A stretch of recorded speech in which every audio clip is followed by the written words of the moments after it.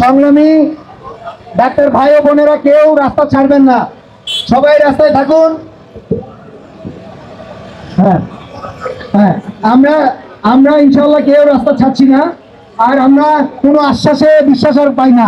অনেকদিন থেকে আমাদের আশ্বাস দিয়ে দিয়ে আমাদের মন মানসিকতা নষ্ট করে দেওয়া হয়েছে। আর বাজেট কোথা থেকে আসবে না আসবে সেটা আপনারা খুব ভালো মতোই জানেন। যদি সচিব এবং আপনারা মনে করে আমাদেরকে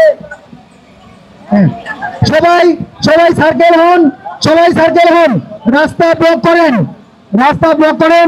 এখানে সাইদুর রহমান স্যার, ডিসিপিএস এবং ডিএসএমই এর ডিজি হেলথ, ডিজি এডুকেশন সবাইকে আসতে হবে, কেউ আর রাস্তা ছাড়বে না। অনুরোধ করার পরে আমাদের একটি টিম সাইদুর রহমান স্যারের সাথে কথা বলতে যাই। উনি আমাদেরকে যেই আশ্বাসটা দিয়েছেন যে আমাদেরকে এখন থেকে 30,000 টাকা যে বর্ধিত ভাতা, ওইটা থেকে বাড়তি দেওয়া প্রয়োজন মানে সম্ভব না। যদি আমাদের চাপাচাপিতে উনি রাজি হয়ে থাকেন যে আমাদের আগামী জুলাই থেকে উনি 35,000 টাকা করতে রাজি আছেন, তাও সেটা অর্থ মন্ত্রণালয়ের সকল সুযোগ সুবিধা বিবেচনা করে, এবং উনি প্রজ্ঞাপন দিতে রাজি আছেন। এই দাবিতে আমাদেরকে যে আশ্বাসটা দেওয়া হয়েছিল নাগরিক কমিটি থেকে, তাদের প্রতিনিধিরা ওখানে উপস্থিত থেকে তারা এই দাবি মেনে নেয়, এবং এনডিএফ এবং ড্যাব তথাকথিত আমরা যেটা শুনতে পাচ্ছি তারাও এই দাবিতে একমত আছেন। কিন্তু আমাদের ডক্টরস মুভমেন্ট ফর জাস্টিসের আমরা যারা আছি, আমাদের এখানে তো আমরা কোনো রাজনৈতিক সংগঠন নই, আমরা হচ্ছে শুধুমাত্র একটি মানে অরাজনৈতিক সংগঠন যারা প্রাইভেট শ্রেণী এবং রেসিডেন্টদের সকলের মতামতকে প্রাধান্য দেয়, এবং আমাদের এখানকার সার্বজনীন মতামত কেউই আমরা এই প্রজ্ঞাপন মানি না, এবং এই প্রস্তাবনা আমরা প্রত্যাখ্যান করছি। আমাদের একটাই এখন চিন্তা, আমাদের দাবি আমরা আরো সংকীর্ণ করে এনেছি। আপনারা আমাদের জানুয়ারি থেকেই 35,000 টাকা ভাতা দেন, আমরা তারপরেও মাঠ ছাড়তে রাজি আছি, কিন্তু এর বাইরে আমরা এই 30,000 টাকা প্রজ্ঞাপন যেহেতু একবার প্রত্যাখ্যান করেছি, আমরা এটাতে মানতে রাজি নেই।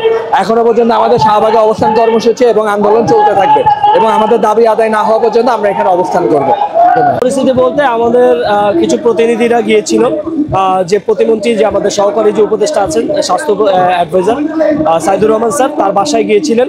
সেখানে যাওয়ার পরে ওখানে ড্যাব, এনডিএফ, তারপরে নাগরিক কমিটি সব প্রতিনিধিরাই ছিল। তো ওইখানে তারা বলে যে এরকম এখন 30,000 টাকা করে নিয়ে আমাদেরকে মেনে নিতে, এবং জুলাইতে 35,000 টাকা করে দিবে, প্রজ্ঞাপন দিবে। তো ওইখানে আমাদের যেসব প্রতিনিধিরা গিয়েছিল তারা বলেছিল যে আমরা এখানে আসি, আমার যেসব ভাইরা আছে তাদের সাথে কথা বলি। তো সেই কথা বলার পরে তারা বুঝানোর ট্রাই করেছে যে আমরা আন্দোলন থেকে উঠে যাই, সবাই চাচ্ছে, সবাই মত দিচ্ছে, বাট এখানে যে সকল চিকিৎসকরা আছে এরা খুবই মানে এদের দিন চলা কষ্টকর, কারণ এরা 6 মাস পর পর ভাতা পায়, সেই 6 মাস পর পরে ভাতা এখনো পায় নাই। তো সেই হিসেবে তাদের দিন চলে না। তো সেই ক্ষেত্রে তাদের দাবি যে না, আমাদের 35,000 করে দেখ অ্যাটলিস্ট এইবার জানুয়ারি থেকে, জুলাই থেকে, তারপরে তারা যে নতুন করে যে সিদ্ধান্ত নেবে সেটাই। তো আমি যদি এক লাইনে বলি আপনাকে, সর্বশেষ পরিস্থিতি এটাই যে আমাদেরকে 30,000 টাকা বলতে মেনে নিতে বলা হয়েছে, বাট এইখানে যে সকল চিকিৎসক ভাই বোনেরা আছে তারা কেউ এই দাবিটা মেনে নিতে চাচ্ছে না, এবং তারপর ফলে কি আমরা এখনো রাস্তায়।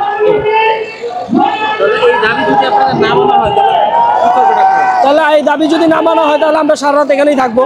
আর সেই ক্ষেত্রে হল থেকে বলতে হবে যে আমাদের একটু খেতা বালিশ দিয়ে যাও, আর সেই ক্ষেত্রে আমরা এখানেই অবস্থান নিব, এবং তারা আসুক, আমি চাই তারা আসুক, তারা আমাদের উপদেষ্টা, আমরাই তাদের উপদেষ্টা বানিয়েছি। তারা আমাদের সাথে এসে কথা বলুক যে তোমরা কি চাও, আমাদেরকে বুঝাক, আমরা কেন বারবার তাদের কাছে যাচ্ছি, আপনারা এসে আমাদের মাথায় হাত থেকে বুঝান, আমরা অবশ্যই শুনবো আপনাদের কথা।